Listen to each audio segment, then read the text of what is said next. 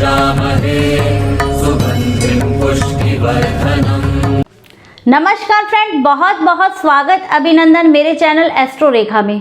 जैसा कि फ्रेंड्स आप सबको मालूम है कि साल 2021 अपनी समाप्ति की ओर है और नव वर्ष साल 2022 आने को है। तो फ्रेंड्स आज मैं आप सबके लिए लेकर आई हूँ मकर राशि के लिए वार्षिक राशिफल 2022 का पूरे वर्ष का राशिफल कैसा रहने वाला है। वीडियो शुरू करने से पहले फ्रेंड्स मेरा एक निवेदन है आपसे, यदि अभी तक आपने मेरा चैनल सब्सक्राइब नहीं किया है तो इसको सब्सक्राइब कर लें। फ्रेंड्स देखिए, साल 2022 की यदि हम बात करें तो मकर राशि के जातकों के लिए एक बदलाव का वर्ष साबित होने वाला है।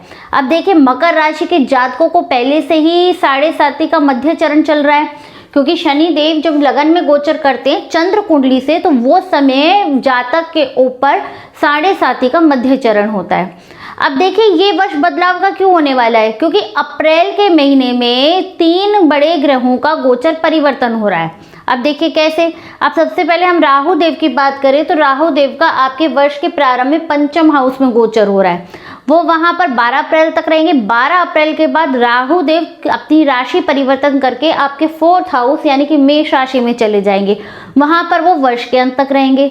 अब जैसा कि आप सबको मालूम है कि राहु केतु हमेशा एक दूसरे के आमने सामने रहते हैं, तो 12 अप्रैल के बाद केतु का गोचर भी आपके 10th हाउस यानी कि तुला राशि में होगा। वहां पर वो वर्ष के अंत तक विद्यमान रहेंगे।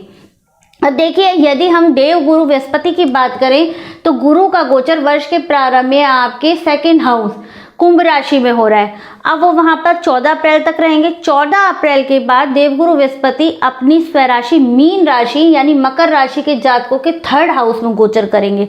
वहां पर वो वर्ष के अंत तक बने रहेंगे। अब देखिए, शनि की बात करते हैं तो वर्ष के प्रारंभ में शनि का गोचर आपके लगन में हो रहा है। अब देखिए, 29 अप्रैल से लेकर 12 जुलाई के बीच में शनि का गोचर अपने आपके 2nd हाउस में होगा। मतलब कि 29 अप्रैल को शनि देव कुंभ राशि में प्रवेश कर जाएंगे। वो वहां पर 12 जुलाई तक रहेंगे। 12 जुलाई के बाद वापस वक्री अवस्था में वो लगन में यानी कि मकर राशि में आपके गोचर करेंगे। ब्लैक बोर्ड पे जो आप ये जन्म पत्रिका देख रहे हैं, ये मैंने मकर राशि की प्रातःकालीन 1 जनवरी की पत्रिका बनाई है। अब देखिए, इसको आप ध्यान से देखेंगे तो आप देखेंगे कि काल सर्प योग का निर्माण हो रहा है।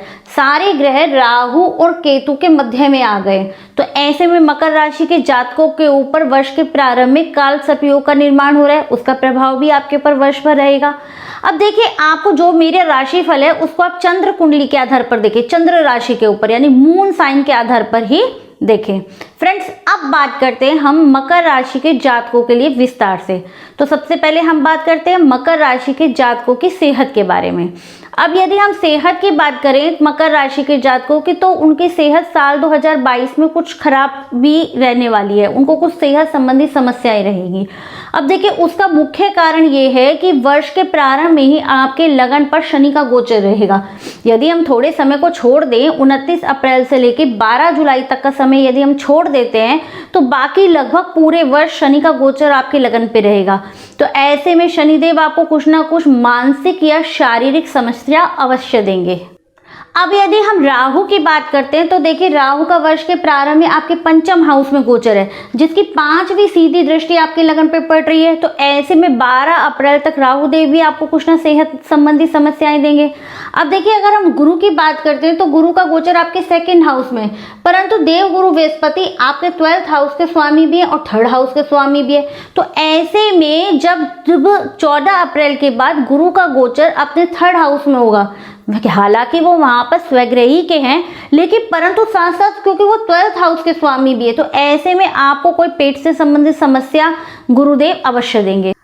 मकर राशि के जातकों, आपको अपनी सेहत की बहुत सावधानी रखनी है। सेहत में यदि आपको शारीरिक रूप से कोई छोटी मोटी भी समस्या होती है तो आप उसको हल्के में ना लें, आप उसका प्रॉपर प्रारंभ में इलाज करवाएं, नहीं तो वो समस्या आपके लिए गंभीर और विकट रूप धारण कर सकती है।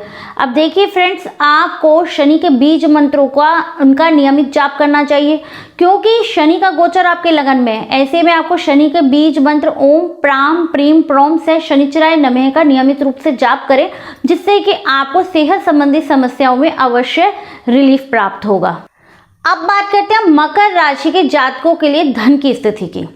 अब देखिए, यदि हम धन की बात करें मकर राशि के जातकों को, तो ये कुछ वर्ष भर मिला जुला प्रभाव देने वाला है। कभी स्थिति ऐसी होगी कि आपको अच्छी मात्रा में आसानी से धन की आय की प्राप्ति होगी और कभी कुछ उसमें परेशानियां होंगी।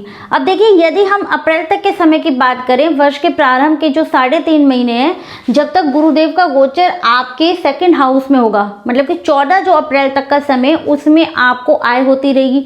लेकिन आय तो प्राप्त होगी, लेकिन आपके खर्चे भी बहुत बड़े हुए होंगे। अब देखिए, देवगुरु बृहस्पति का सेकंड हाउस में गोचर होना आपके लिए शुभ कारक है, लेकिन गुरु आपके 12th हाउस और 3rd हाउस के मालिक होकर आपके सेकंड हाउस में, तो ऐसे में आपके खर्चे भी बढ़े चढ़े रहेंगे। यदि हम अप्रैल के बाद का समय की बात करें, तो वहां स्थिति कुछ चेंज होती हुई दिखाई देगी। अब देखिए, जैसे ही केतु का गोचर चेंज होगा, 12 अप्रैल के बाद केतु का गोचर आपके 4th हाउस में होगा, तो उस समय आपके लाभ आय भाव पर केतु की 5वीं दृष्टि पड़ेगी।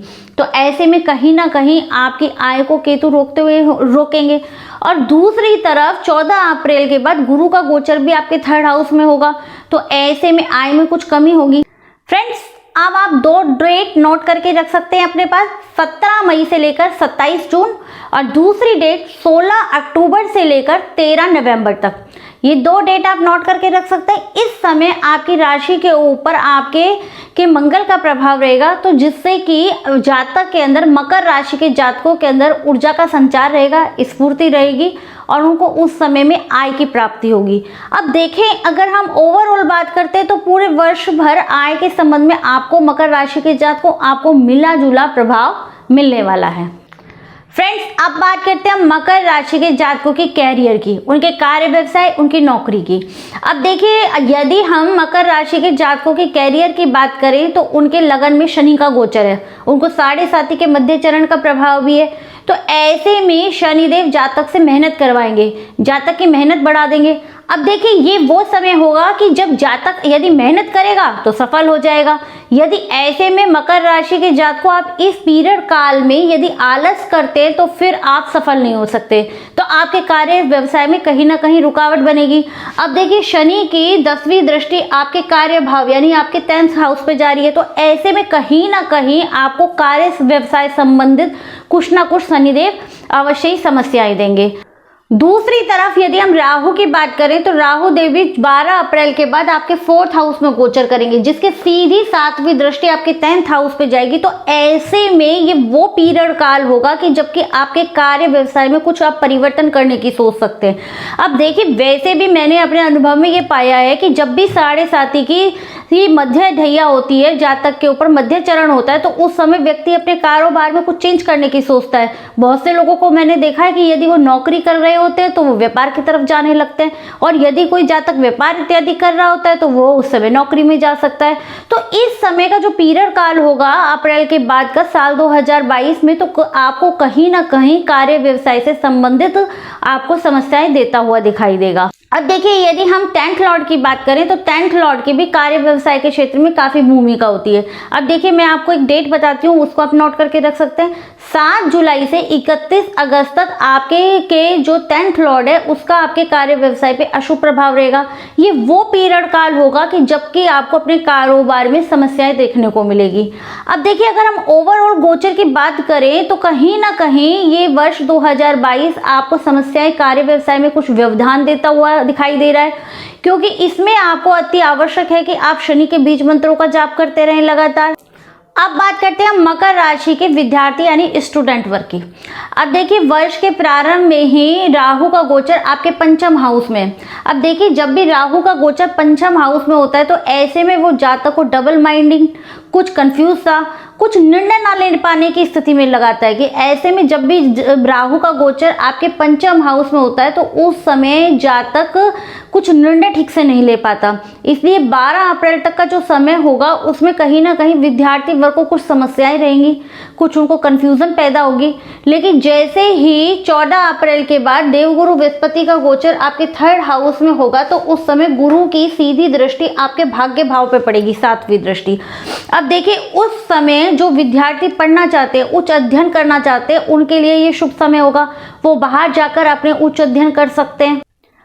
अब बात करते हैं हम मकर राशि के जातकों के रिश्तों के बारे में। तो सबसे पहले बात करते हैं हम संतान पक्ष की। अब देखिए 12 अप्रैल तक तो राहु का गोचर आपके पंचम हाउस में रहेगा, साथ ही साथ केतु की सीधी दृष्टि भी आपके पंचम हाउस में पड़ेगी। तो ऐसे में आपकी संतान को कुछ समस्याएं हो सकती है, आपकी संतान से आपका मनमुटाव हो सकता है। लेकिन जैसे ही राहु का गोचर चेंज होगा वैसे ही मकर राशि के जातकों आपकी संतान उन्नति करती हुई दिखाई देगी और आपके उनसे संबंध सुधरेंगे। अब बात करते हैं हम मकर राशि के जातकों की लव लाइफ की। अब देखिए 12 अप्रैल तक का समय तो कुछ उनकी मकर राशि के जातकों की लव लाइफ के लिए कुछ परेशानियों भरा है, लेकिन उसके बाद का समय आपका फेवर का होता हुआ दिखाई दे रहा है। फ्रेंड्स, अब बात करते हैं हम वैवाहिक जीवन की। अब देखिए मकर राशि के जातकों के वैवाहिक जीवन कुछ परेशानियों भरा दिखाई दे रहा है। देखिए उसका कारण ये है कि शनि की सीधी 7वीं दृष्टि आपके सप्तम हाउस में पड़ रही है। तो ऐसे में पति पत्नी में बेवजह के कलेश, आपस में आरोप प्रत्यारोप पति पत्नी लगाते हुए नजर आएंगे। कोई कारण नहीं होगा लेकिन आपस में कलेश रहेगा। ये वो पीरियड काल होगा यदि किसी जातक की जन्म पत्रिका में सप्तम भाव की स्थिति पहले से ही खराब है जन्म पत्रिका में, तो इस समय उनको वैवाहिक जीवन में उनकी समस्या अधिक आ सकती है। यदि कोई कानूनी कार्यवाही या कुछ इस तरह का चल रहा है आपकी लाइफ में पहले से ही, तो ये वो समय होगा कि जब आपके विवाह संबंध आपस में टूटने के करार पे भी आ सकते हैं। तो ऐसे में आपको अपने वैवाहिक जीवन की बहुत अधिक सतर्कता बरतने की जरूरत है। अब देखिए फ्रेंड्स, वैसे हालांकि जब 14 अप्रैल के बाद गुरु का गोचर चेंज होगा, गुरु आपके 3rd हाउस यानी मीन राशि में आएंगे, तो जब वहां से सीधी 5वीं दृष्टि उनके सप्तम हाउस में पड़ेगी। हालांकि देवगुरु बृहस्पति कुछ संबंधों को सुधारने की कोशिश करेंगे, कुछ उस समय आपको रिलीफ प्राप्त होगा, पर क्योंकि एक तो आपके ऊपर 7.5 का प्रभाव है, कहीं ना कहीं 7.5 का मध्य चरण चल रहा है, दूसरा शनि की सीधी 7वीं दृष्टि भी आपके सप्तम हाउस में पड़ रही है। तो ऐसे में आपके वैवाहिक जीवन में समस्या बनती हुई दिखाई दे रही है। अब फ्रेंड्स, यदि आप मकर राशि के जातकों को एक सावधानी और रखनी है कि यदि वो पार्टनरशिप में कोई व्यापार इत्यादि कर रहे हैं, तो इस समय उनको पार्टनरशिप से भी कुछ ना कुछ समस्याएं होगी। पार्टनर से उनका मनमुटाव हो सकता है, या फिर आपका वही सप्तम भाव पहले से कहीं खराब है, या जन्म पत्रिका में शनि की स्थिति भी और भी पहले से ही कुछ खराब है, शनि नीच के हैं या गलत भाव में बैठे हैं, तो इस समय कहीं ना कहीं समस्या बढ़ती हुई दिखाई दे रही है। फ्रेंड्स, आज इस वीडियो में हमने मकर राशि के जातकों का विस्तार पूर्वक 2022 में किस प्रकार का राशिफल रहने वाला है इसके बारे में बात करी। अब देखिए मकर राशि के जातकों को अपने वैवाहिक जीवन, अपनी सेहत और कहीं ना कहीं अपने कार्य व्यवसाय में भी कुछ सावधानी रखने की आवश्यकता है। मकर राशि के जातक के ऊपर शनि की 7.5 का मध्य चरण भी चल रहा है। वैसे वर्षफल ही रहेगा, यदि हम कुछ समय को छोड़ दें तो ओवरऑल वर्ष भर उनके ऊपर 7.5 के मध्य चरण का प्रभाव रहेगा। तो ऐसे में उनको आवश्यक है कि शनि के बीज मंत्रों का अधिक से अधिक जाप करें।